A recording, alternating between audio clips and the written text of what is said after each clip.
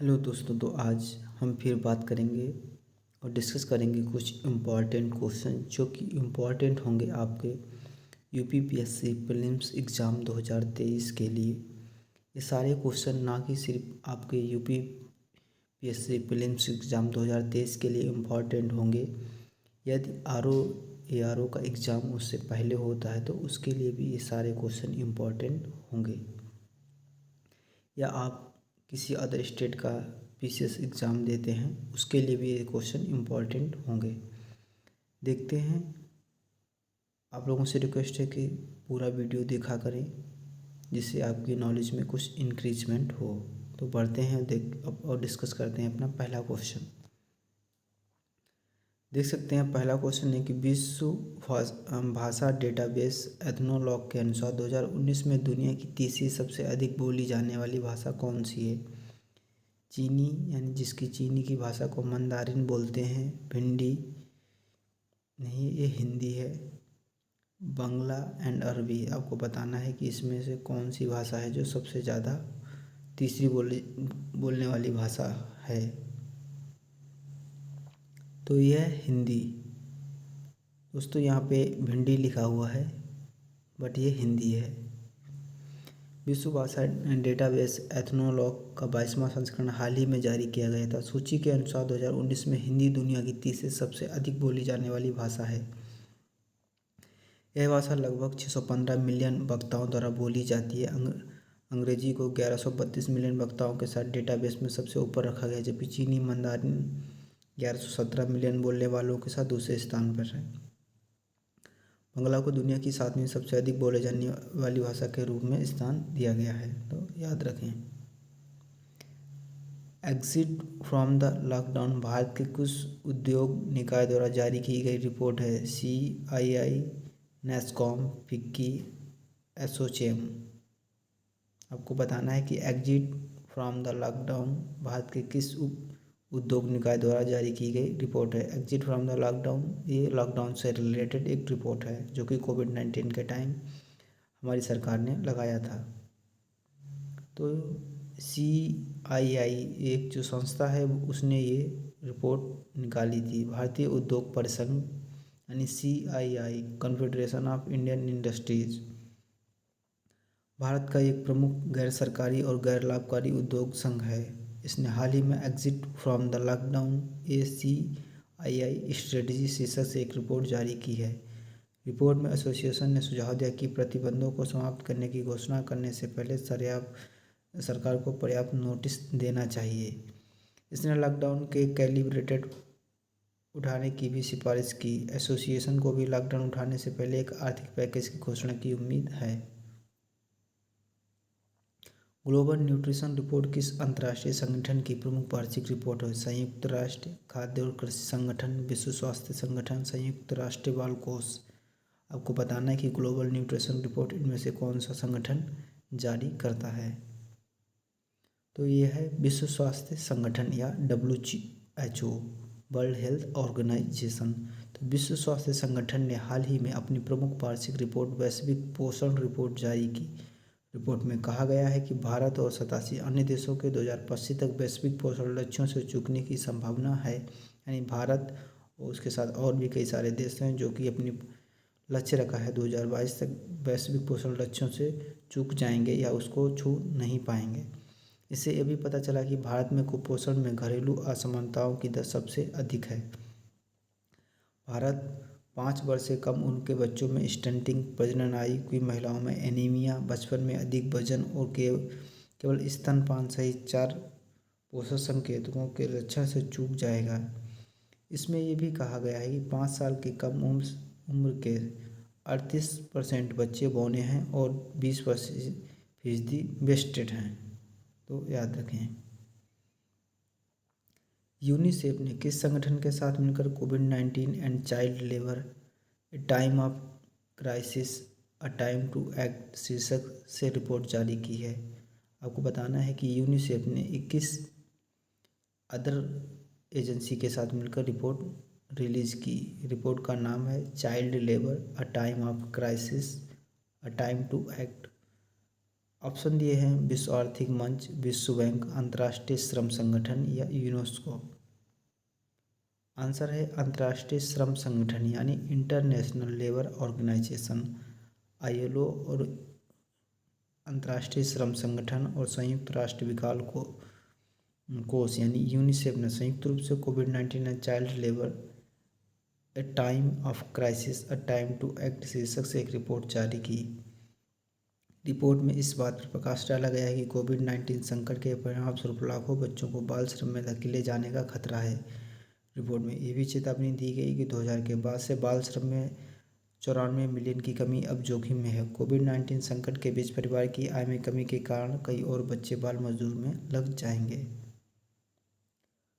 कंपैरेटेक द्वारा किए गए टॉप 20 या टॉप 20 मोस्ट सर्वेल्ड सिटीज सर्वे में भारत का कौन सा शहर शामिल है? मुंबई, हैदराबाद, चेन्नई, नई दिल्ली। तो यह है हैदराबाद। कंपैरेटेक द्वारा प्रकाशित एक रिपोर्ट के अनुसार हैदराबाद को विश्व स्तर पर शीर्ष 20 सबसे अधिक निगरानी वाले शहरों में 16वां स्थान दिया गया है। यूके स्थित फर्म द्वारा किए गए सर्वेक्षण में हैदराबाद 1 करोड़ से अधिक के शहर में निगरानी अभियान आयोजित करने के लिए अपने 3 लाख CCTV कैमरों के साथ देश में सबसे ऊपर है। 4.65 लाख CCTV कैमरों के साथ चीन का तैमूर शहर शीर्ष स्थान पर है, याद रखें। हाल के अध्ययन के अनुसार दुनिया का सबसे तेजी से बढ़ने वाला क्रिप्टो एडॉप्टर कौन सा क्षेत्र है या किस क्षेत्र में सबसे ज़्यादा क्रिप्टो करेंसी की प्रचलितता बढ़ रही है? दक्षिण अमेरिका, मध्य पूर्व और उत्तरी अफ्रीका, दक्षिण और पूर्वी एशिया, ओशिनिया। तो है दक्षिण और पूर्वी Asia, south and east Asia, जिसमें कि इंडिया भी आता है। मध्य और पूर्वी अफ्रीका है, मध्य और पूर्वी अफ्रीका। तो ब्लॉकचेन शोधकर्ता एनालिसिस की हालिया रिपोर्ट के अनुसार मध्य और पूर्व उत्तरी अफ्रीका दुनिया के सबसे तेज़ी से बढ़ते क्रिप्टो करेंसी बाजार हैं, जबकि MENA क्षेत्र सबसे अधिक छोटे क्रिप्टो बाजारों में से एक हैं। यह जुलाई 2021 और जून 2022 के बीच तेज़ी से $566 बिलियन तक बढ़ गया है। इस क्षेत्र में प्राप्त क्रिप्टो की मात्रा वर्ष जून में 48% उछल गई। कौन सा संस्थान ग्लोबल जेंडर गैप रिपोर्ट जारी करता है? संयुक्त राष्ट्र महिला, विश्व आर्थिक मंच, अंतर्राष्ट्रीय मुद्रा कोष या विश्व बैंक। तो यह है विश्व आर्थिक मंच। 2022 के लिए ग्लोबल जेंडर गैप इंडेक्स हाल ही में वर्ल्ड इकोनॉमिक फोरम WEF द्वारा जारी किया गया था। आइसलैंड 90.8 ने पहले स्थान पर वैश्विक रैंकिंग का नेतृत्व किया, जबकि भारत 146 देशों में 135वें स्थान पर है। पिछले साल भारत 156 देशों में 140वें स्थान पर था। रिपोर्ट के अनुसार वैश्विक लिंग अंतर को पाटने में 132 साल और लगेंगे। जून के महीने में श्यामा प्रकाश मुखर्जी रूरल मिशन की डेल्टा रैंकिंग में कौन सा राज्य शीर्ष पर है? उत्तर प्रदेश, झारखंड, मध्य प्रदेश, बिहार। तो है झारखंड। श्यामा प्रसाद मुखर्जी रूरल मिशन की डेल्टा रैंकिंग में झारखंड ने जून के महीने में 76.19 के समग्र स्कोर के साथ शीर्ष स्थान हासिल किया। राज्य ने मिशन की समग्र रैंकिंग में 8वें स्थान पर अपनी स्थिति में सुधार किया है। इसे 2016 में केंद्र सरकार द्वारा लॉन्च किया गया था। इसका उद्देश्य स्थानीय आर्थिक विकास को बढ़ावा देना, बुनियादी सेवाओं को बढ़ाना और सुनियोजित रूरल क्लस्टर बनाना है। किस संस्थान ने हार्नेसिंग ग्रीन हाइड्रोजन शीर्षक से एक रिपोर्ट जारी की? पर्यावरण, वन और जलवायु परिवर्तन मंत्रालय, नीति आयोग, फिक्की, इरेना। तो यह है नीति आयोग। नीति आयोग ने harnessing green hydrogen opportunity for deep decarbonisation in India शीर्षक से अपनी रिपोर्ट जारी की। इसने ग्रीन हाइड्रोजन उत्पादन पर GST और कस्टम ड्यूटी में कमी या छूट जैसे टैक्स ब्रेक की सिफारिश की है। इसने हरित हाइड्रोजन कॉरिडोर स्थापित करने और हरित हाइड्रोजन समाधान पर काम करने वाले स्टार्टअप को अनुदान देने का भी प्रस्ताव दिया। हाल की एक रिपोर्ट के अनुसार मुख्य रूप से किन देशों में सकल घरेलू उत्पाद के अनुपात के रूप में प्रदूषण के कारण होने वाले आर्थिक नुकसान में वृद्धि हुई? भारत, चीन और नाइजीरिया। भारत, इंडोनेशिया। भारत, श्रीलंका और बांग्लादेश। भारत, नेपाल और म्यांमार। तो है भारत, चीन और नाइजीरिया। प्रदूषण और स्वास्थ्य पर लैंसेट आयोग की एक नवीनतम रिपोर्ट में कहा गया है कि आधुनिक प्रकार के प्रदूषण के कारण होने वाली मौतों में वृद्धि दक्षिण एशिया, पूर्वी एशिया और दक्षिण पूर्व एशिया में स्पष्ट थी। वर्ष 2000 में प्रदूषण के परिणामस्वरूप भारत ने अपने सकल घरेलू उत्पाद के 3.2% के बराबर उत्पादन खो दिया। भारत, चीन और नाइजीरिया में 2000 और 2019 के बीच जीडीपी के अनुपात के रूप में आधुनिक प्रकार के प्रदूषण के कारण आर्थिक नुकसान में वृद्धि हुई है। कौन सी संस्था fostering effective energy transition report जारी करती है? विश्व बैंक, विश्व आर्थिक मंच, अंतर्राष्ट्रीय मुद्रा कोष, अंतर्राष्ट्रीय ऊर्जा agency. Fostering effective energy transition report तो यह है WEF, वर्ल्ड इकोनॉमिक फोरम और विश्व आर्थिक मंच ने हाल ही में fostering effective energy transition report जारी की। अध्ययन के अनुसार पर्यावरणीय स्थिरता, ऊर्जा सुरक्षा और सामर्थ्य की चुनौतियों का समाधान करने के लिए एक लचीला ऊर्जा संक्रमण सुनिश्चित करने के लिए निजी और सार्वजनिक दोनों क्षेत्रों के द्वारा एक तत्काल कार्रवाई की आवश्यकता है। विश्व के वनों की स्थिति रिपोर्ट कौन सा संगठन जारी करता है? नाबार्ड। पर्यावरण, वनों, जलवायु परिवर्तन मंत्रालय। खाद्य और कृषि संगठन प्रगति के लिए। वर्ल्ड चाइल्ड फंड तो है खाद्य और कृषि संगठन।